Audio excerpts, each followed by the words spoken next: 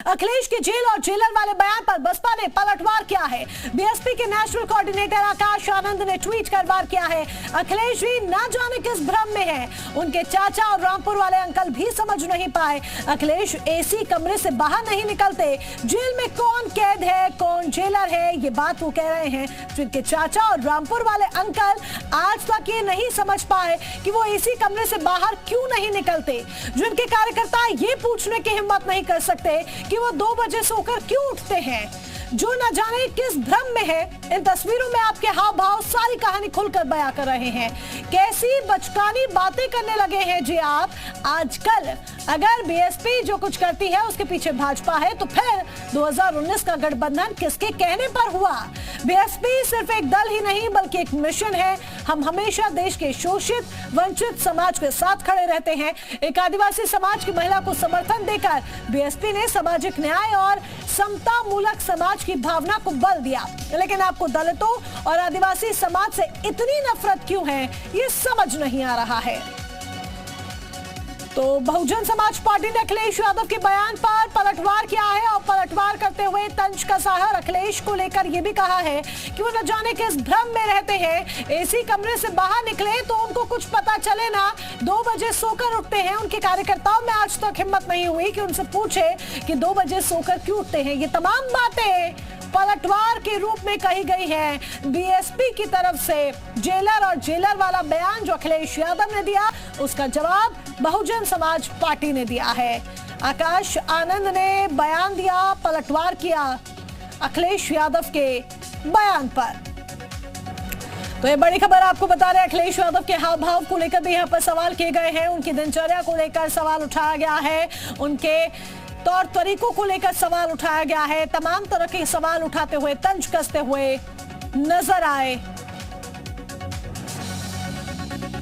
BSP ने ये पलटवार किया है। जेल और जेलर वाले बयान पर ये पलटवार किया। अखिलेश यादव पर कई तरह के सवाल भी दागे।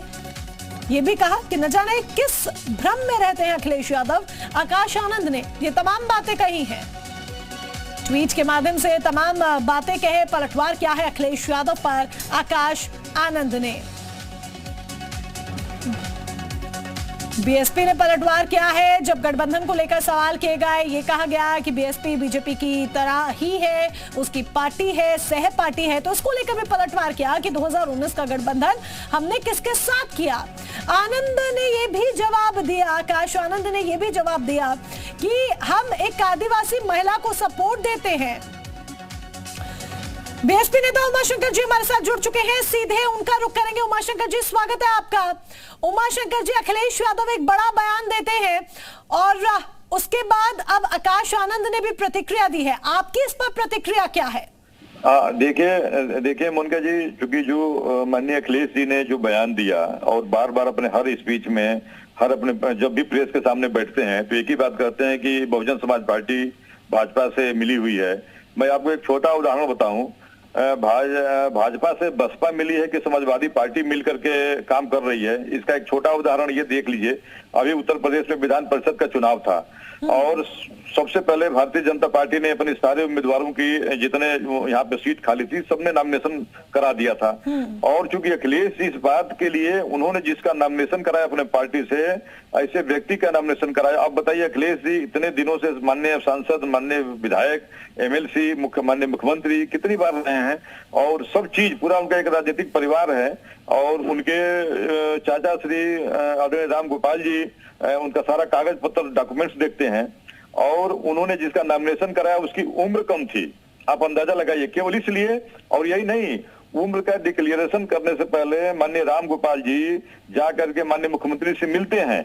तो आप समझिए, वो जाके केवल इस बताने के लिए गए हैं कि हमने जो नॉमिनेशन कराया था वो नॉमिनेशन फॉर्मेलिटी के लिए कराया है, उसका चेक करा लीजिए, उसकी उम्र कम है, वैसे ही वो जिस तरीके से आप पूरे बात कह रहे हैं, लेकिन वो फिर बार बार आप पर क्यों आरोप लगाते हैं? क्यों बीएसपी पर आरोप लगाए जाते हैं कि बीजेपी की बी टीम है? और ये पहली बार नहीं है, अखिलेश यादव बार बार ये आरोप लगाते हैं, समाजवादी पार्टी के तमाम नेता ये आरोप लगाते हैं।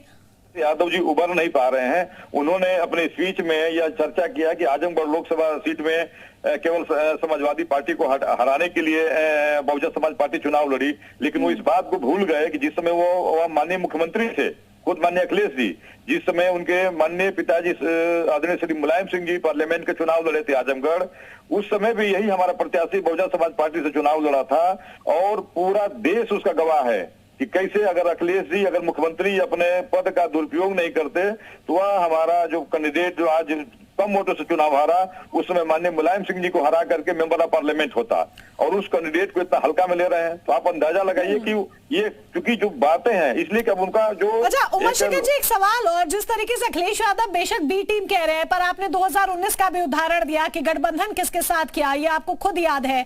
अब विपक्ष एक अभियान भी चला रहा है कि एकजुट हुआ जाए बीजेपी के खिलाफ, तो क्या हम भविष्य में देखेंगे, क्योंकि 2024 भी नजदीक है, कि सपा और बसपा एक साथ फिर से नजर आए? अभी सपा के राष्ट्रीय अध्यक्ष जी का आपने स्टेटमेंट सुना ही, वो बार बार आरोप लगाते हैं कि बहुजन समाज पार्टी का भाजपा से मिला जुला है, और मैंने आपको जो उदाहरण दिया तो चूंकि आप समझ लें वो तो खुद जो है हर एक ऐसा काम करते हैं जिससे भारतीय जनता पार्टी को लाभ मिले।